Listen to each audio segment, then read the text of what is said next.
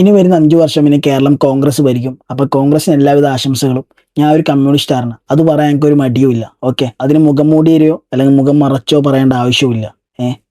കഴിഞ്ഞ 10 വർഷത്തെ ഭരണം എടുത്ത് കോൺഗ്രസ് ഭരിക്കുന്ന ഏത് സംസ്ഥാനവും വെച്ച് കേരളവും വെച്ച് കമ്പയർ ചെയ്ത് നോക്കിയാൽ കേരളം എപ്പോഴും ഒരു പടി മുന്നിലായിരിക്കും.